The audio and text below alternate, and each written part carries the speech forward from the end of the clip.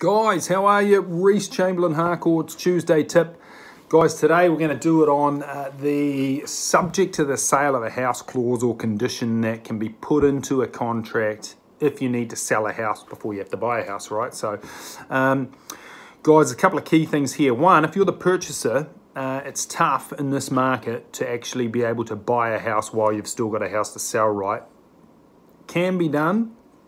And that's by adding, obviously, that clause into your contract to buy a property that your house has to sell before you actually go unconditional and purchase the next house, right? So that's good for you because that means that you've got the security or the satisfaction that you're not going to own two houses, essentially. You're going to buy one and your other one's going to sell.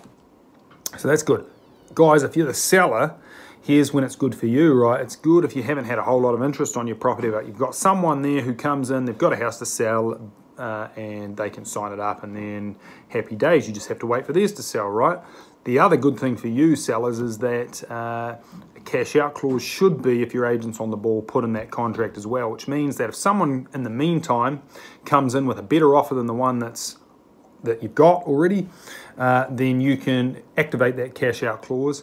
That means that the previous person who has a house to sell has 3 working days or 5 working days to satisfy that clause. They don't necessarily have to sell, but they have to satisfy the clause, right? They have to say either, yes, my house is sold, or my house is not sold, but we satisfy the clause, and they'll own 2 houses, essentially. So look, guys, that's when you can use that. Still, my advice would be get your house sold first. Okay, see ya.